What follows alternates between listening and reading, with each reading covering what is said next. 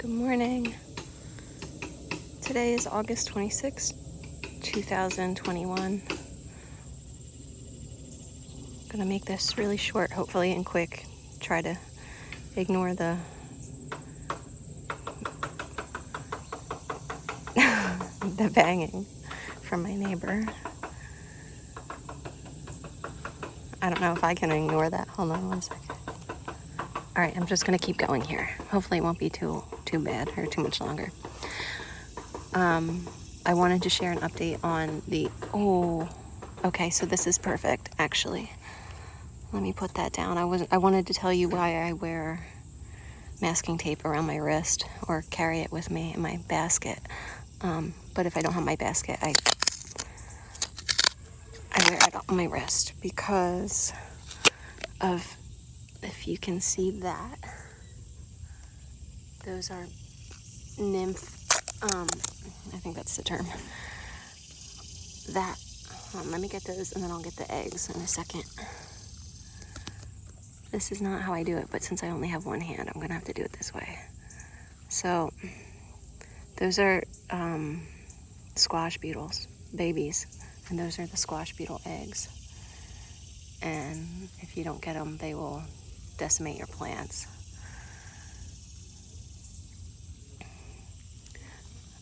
I'm actually just going to leave that there for 1 second while I grab another piece of tape. This is really challenging to do with one hand. Oh, that little guy's getting away. Hold on. Oh. Okay, this is super live, everybody. Okay, so got that one. Ah, gross. Hold on. All right, let me squish that little bugger. And then you get all these, and you want to get rid of them so they don't wreck your crops. Yuck. Okay, and then I still see there's a renegade over there that got loose. Again, very challenging with one hand, but you get the idea. Oh, fucker. Got him. Okay, and then the eggs, they're a little harder to get off sometimes. You gotta give them a good squish. And then, ta-da. Again, not very pleasant, and then I like to tape them up, or I carry a little trash bin with me and get them right in the trash. I don't know if they can survive once they're off the plant as a seed or as a egg or as a baby, but don't want to risk it. Yeah, so masking tape. I saw my first spotted lanternfly yesterday, and I was able to snag it with this stuff too. Really handy to have while you're in the garden. So back to this. These are the Delicata Squash. I planted these at the end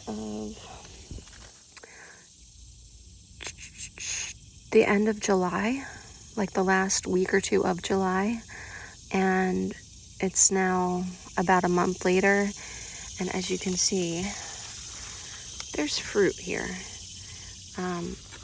According to, this is the seed I used. I don't typically use this company, but it's organic, bush delicata, powdery mildew resistant, which is a huge draw for me because we've been getting a ton of rain, and I have really thick clay soil, and it's been very steamy this summer. But anyway, so this says 95 days to maturity, bush variety, which I wasn't really paying attention to, but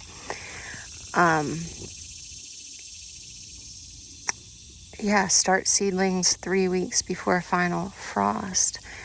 So as you see here, I'm like way, way, way behind that. And yet, less than a month in, there's a fruit. There's another back in here. You can see that.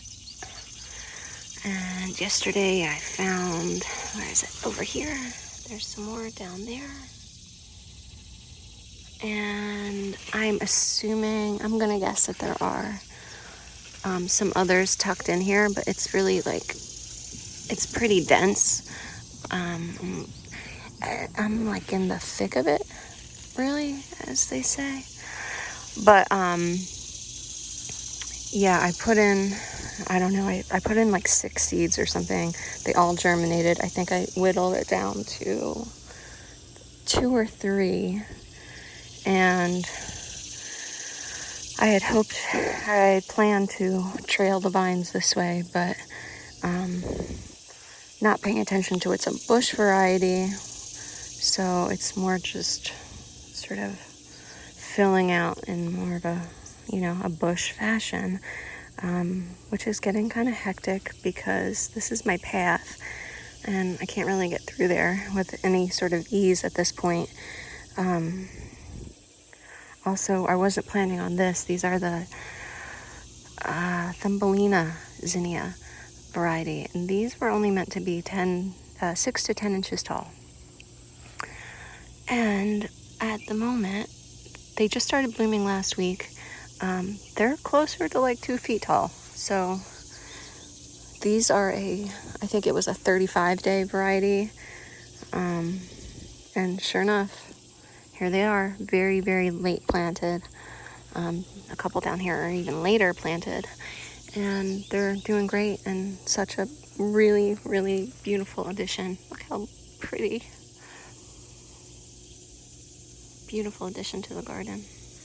So, moving on, I'm going to be shifting the edge out here, the railroad ties, maybe another foot or 2 feet even, just to give the squash some space. Also, I have these planted. This is a even later seeded. Again, those are self-seeded, or not self-seeded, but those are direct sowed. I don't have a transplant. I just put them in the ground at the end of July, as I did with these. And these are patty pan zucchini. I think they're like Peter Pan, patty pan or something. I forget. But I have 3 plants here. They're loaded with flowers. Just super awesome. Like really, really healthy. And it shouldn't be much longer now before we see fruit on those. But I left all 3 of them in, so they're going to need some space. And then I have another over here, and these are going to... I don't remember what this one is. I know I had cucumbers in here initially, but they're struggling. All the cucumbers in my yard are just pretty rough going this year. So, anywho, I'm going to move these out a little bit. I'll drop the cardboard down like I normally do, and then... whew, lightheaded. I'll drop the cardboard down and lay the grass clippings on that. It'll make a really nice, tidy path, and give some space here for these to spread out. I also have more seeds coming, and I have fall crops that I'll start to get in the ground, so it'll be nice to have some more room for those to spread out. It is extremely steamy and hot already. I don't know, there's a heat advisory. It's going to be in the 90s, but it feels just way worse with all that heat. So these are a couple of the cucumbers that I got in here late. This is a green apple cucumber that was looking kind of like rough going, but now it's, I don't know, might be all right. It's a little mosaic, I think, virus on that one, and this is the dragon's egg variety.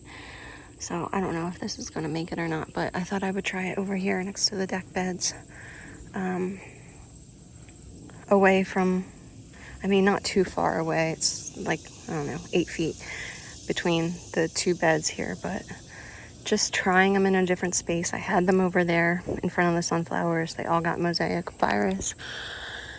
And I don't know, it's really, really wet over there too. So that might have contributed to their general lack of wellness. But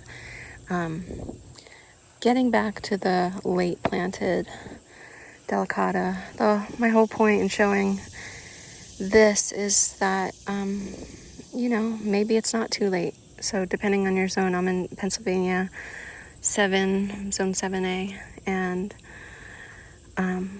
yeah, pack said 95 days, but here we are a month in, and I've been experimenting a ton all over the garden, putting, you know, late sowings in, and just seeing what happens. This is a really lovely volunteer bok choy that self-sowed and was doing great until we hit 90s again, and overnight those flowers popped up, so it bolted. But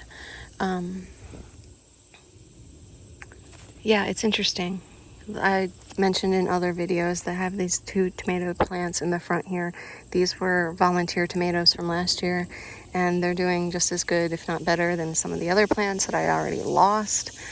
And over here we have the okra. There's one down there, there's one right here, and 2 over here, a third one over by the pumpkins. Those were all self-sowed. Let me get in here. This is the Red Hill okra, doing excellent. There's a couple pods down there, so I have those self-sowed compared to the ones that I initially intentionally planted here. And this is the Clemson spineless variety. I've been pulling a couple pods from each plant every other day or so, and look how gorgeous the okra flower is. Oh, isn't it so beautiful?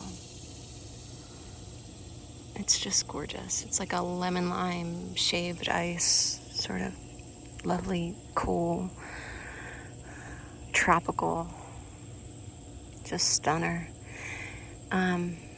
Look at all the buds over here. So with, 7 plants now? About 7 plants. It's been plenty. For my needs, you know, I add a dozen or so to a stew or to a dish, and it's just great if you like okra. So I think last year I only had 1. And I waited too long to harvest them because I didn't know any better. So by the time I got to them, they were all fibrous and tough. And I ended up leaving them on the plant for Halloween decorations, because when they dry, they turn like almost black and white. And it was against this gorgeous burgundy stem, and it looked incredible. So not all lost, but not ideal either. This year is much more productive in terms of getting fed, but it's a beautiful, albeit hot and steamy day. I do dress like pretty much head to toe covered because there's just a lot of mosquitoes in the morning and bees and whatnot, so it's like extra hot, and I'm feeling a little faint. But before I wrap this up, I did just want to share something I'm super excited about, and that's the growth of the eggplant, because when I initially put those in, I had these stakes, the bamboo stakes. They're 3 feet off the ground, 4 foot in total. There's a foot buried, and you might have seen before, I've mentioned the eggplant just struggled so bad in the early days, and was one of the last things to finally like sort of catch up. There was flea beetles and just poor weather, and they were really damaged, and it looked really sad, these stakes sticking out of the ground with nothing to sturdy. And now, I think as of last week or so, other than this last one, 1, 2, 3, 4, yeah, these 4, you can't even really see the stakes much now. So it feels like a really big achievement. Not that I had anything to do with it, but it's still exciting to see how tough and forgiving and resilient some of these plants are, thanks to Mother Nature. Okay. I think that's a wrap for now. I gotta go check on my zinnias because I just caught a baby bunny chowing down right at the stem. Alrighty. Enjoy your day. Happy, healthy gardening.